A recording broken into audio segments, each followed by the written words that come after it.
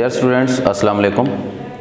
आज का जो हमारा टेस्ट सेकंड टाइम हुआ है बायोलॉजी का, चैप्टर नंबर 16 का फर्स्ट हाफ, उसमें देखें जो फर्स्ट एमसीक्यूज़ है वो है collenchyma comprise heavily lignified cells in dash. A option आपके पास है जाइलम टिश्यूज़, बी है कॉर्टेक्स, सी है फ्लोएम और डी है नन।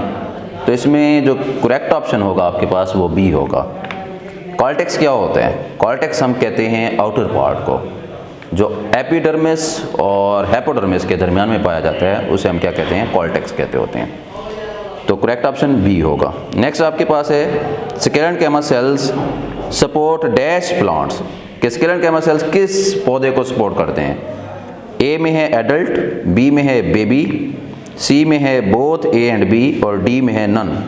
कि एडल्ट प्लांट्स या बेबी प्लांट्स किस प्लांट्स को सपोर्ट कर रहे हैं? स्केलेंटोमा सेल्स। तो ये एडल्ट प्लांट्स को सपोर्ट करते हैं, तो करेक्ट ऑप्शन ए होगा।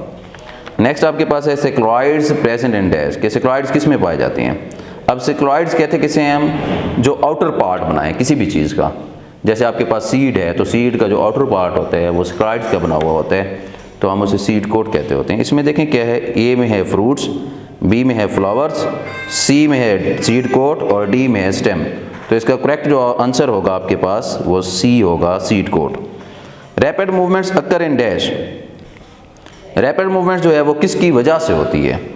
सोडियम की वजह से, कैल्शियम की वजह से, कॉपर की वजह से या पोटाशियम की वजह से? तो आपने याद रखना है ये हमेशा जो है पोटाशियम आयंस की वजह से होती है रैपिड मूवमेंट्स। नेक्स्ट आपके पास क्या है? Dash movement shown by petals and leaves. कि पेटल्स और जो लीव्स हैं इनकी जो हरकत है वो किसकी वजह से होती है या कौन सी होती है? आपने याद रखना है ये ऊपर की तरफ हरकत करते हैं। लीव्स हैं या जो आपके पास पेटल्स हैं ऊपर होते हैं, तो जो एपेक्स पे हों, चोटी पे हों, उन्हें हम एपिनॉस्टी कहते होते हैं। तो इसमें देखते हैं ए में है एपिनॉस्टी, बी में है हेपोनॉस्टी, सी में न्यूटेशन और डी में है निक्नॉस्टी। तो करेक्ट आंसर जो होगा वो एपिनॉस्टी होगा। नेक्स्ट आपके पास है Venus fly trap show dash movements.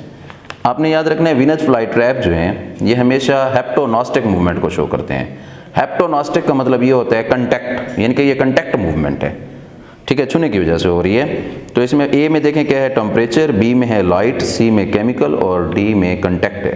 तो डी ऑप्शन जो होगा इसका क्या होगा? करेक्ट होगा। नेक्स्ट है in animals that lack a hard skeleton.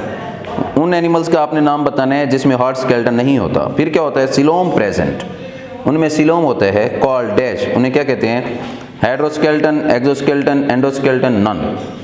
तो वो सिलोम जिनके अंदर होती है वो फ्लूइड फील्ड स्केलेटन रखते होते हैं, इसलिए वो हाइड्रोस्केलेटन होगा। अब हाइड्रोस्केलेटन ए ऑप्शन करेक्ट होगा। नेक्स्ट आपके पास है soft body of molluscan body have dash.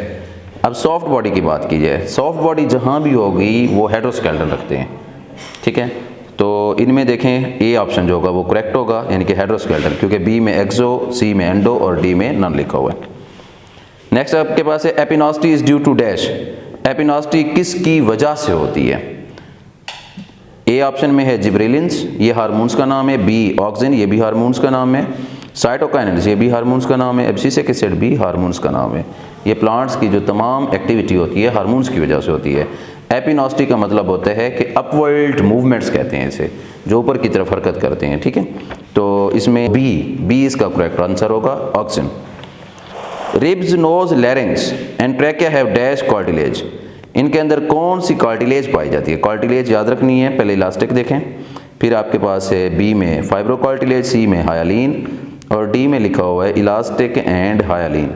तो इसमें हायालीन कार्टिलेज होती है, यानी कि करेक्ट आंसर जो हमारे पास होगा वो सी है।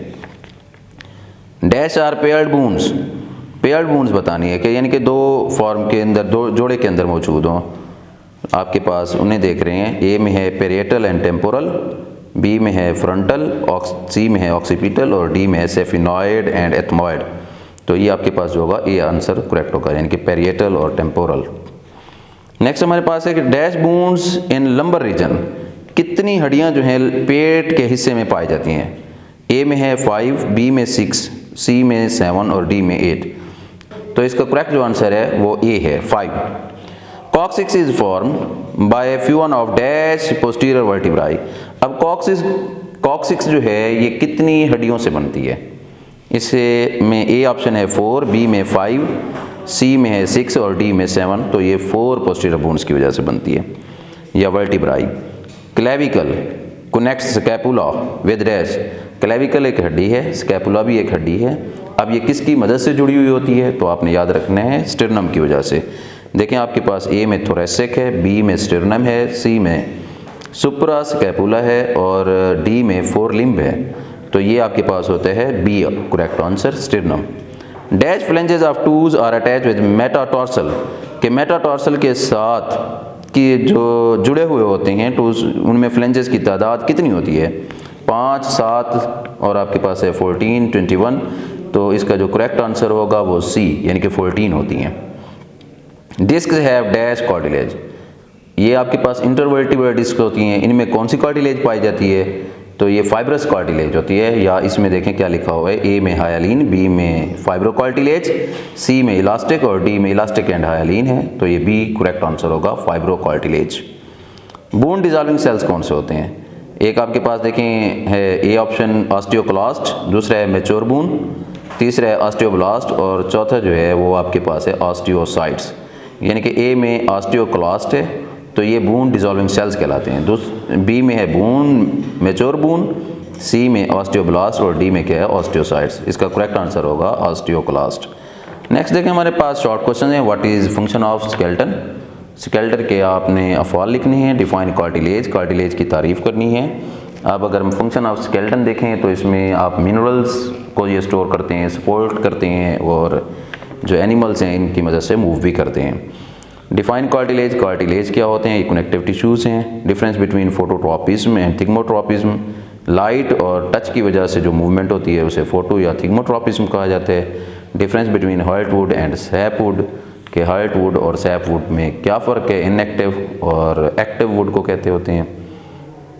Thank you. काफ़ी